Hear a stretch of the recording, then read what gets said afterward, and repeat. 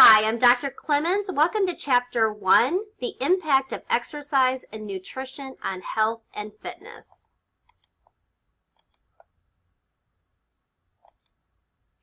Factors that contribute to health and fitness. Non-modifiable factors would be age and sex. Modifiable factors would include diet, activity level, cigarette use, alcohol consumption, and I'm sure you can probably think of some more. Health is the ability to perform normal activities of daily living without undue psychological or emotional stress, whereas fitness is characteristics that allow optimal functioning of the body. There are 5 measurable components of fitness: muscular strength, muscular endurance, cardiovascular endurance, flexibility, and body composition. The benefits of exercise on muscular strength that it does enhance power, speed, and strength. It increases storage of glucose and calcium, improves neuromuscular communication, and improves joint stability. The benefits of exercise on muscular endurance include: it increases number of capillary supplying muscles, increases the amount of myoglobin, it increases the number of mitochondria, and it increases lactic acid threshold.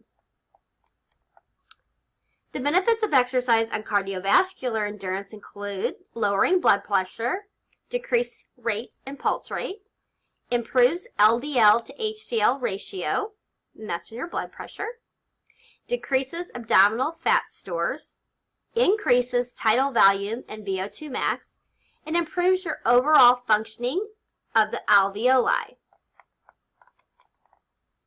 The benefits of exercise and flexibility include preserves range of motions at joints and maintains pliability of tissues surrounding joints. The benefits of exercise on body composition include reducing overall body fat, decreasing heart disease risk by reducing abdominal fat, increasing muscle mass, and elevating metabolic rate. LDL versus HDL. LDL is lower density lipoprotein. This transports lipids, primarily cholesterol, to the cells. Spills contents into the arteries as it travels. High density lipoprotein transports cholesterol lost by the LDL back to the liver, and this actually cleans up those spills after the LDL. Your body mass index assesses risk for chronic disease.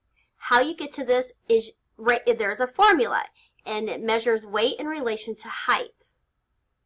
This does not reflect your body fat percentage, and this does not indicate fat distribution. Nutrition and health. 6 classes of nutrients: carbohydrates, lipids, proteins, vitamins, minerals, and water. Carbohydrates provide immediate or stored energy. They contribute 4 kilocalories per gram. It fills glycogen stores first when consumed in excess. When converted to fat, if intake exceeds glycogen storage, it will convert to fat, and then classified as a simple or complex. Fat, also known as triglycerides, provide immediate or stored energy.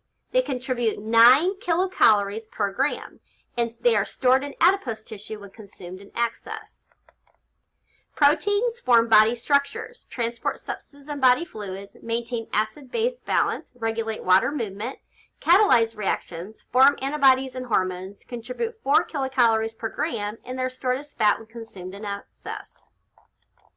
Vitamin minerals facilitate metabolic reactions, transport substances throughout the body, form structures, and maintain water balance across all cell membranes.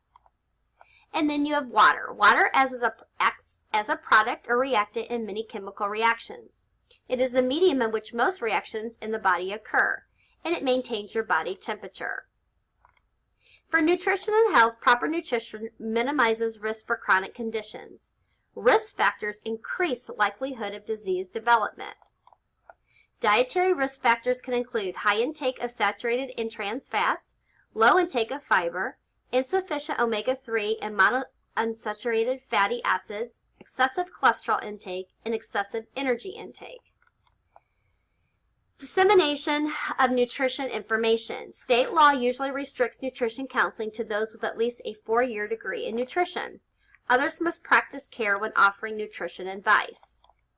Current general exercise guidelines are resistance training, performed with control through a full range of motion, frequency 2 to 3 days per week, intensity high enough to stimulate strength gains, and duration is 8 to 12 repetitions of 8 to 10 exercises targeting all major muscle groups. Cardiovascular training include continuous aerobic activity using large muscle groups. They perform moderately intense activities for at least 30 minutes 5 days per week, and they perform vigorous activity for at least 20 to 25 minutes 3 days per week. Flexibility training targets all major muscle groups, performs stretching exercises 2 to 3 days per week for repetitions per muscle group, or that are greater than 4. It includes static stretching, dynamic stretching, proprioceptive neuromuscular facilitation, yoga, and Tai Chi. Special populations. Groups of people with conditions and needs different from the general population of what we just talked about. Experience many of the same exercise-related health benefits experienced by the general population. No matter what, all special populations can experience a decreased risk of hypertension and heart disease. They can reduce the risk of type 2 diabetes. They can reduce the risk of osteoporosis, preserve muscle mass and joint flexibility, and maintain a healthy weight and low body fat.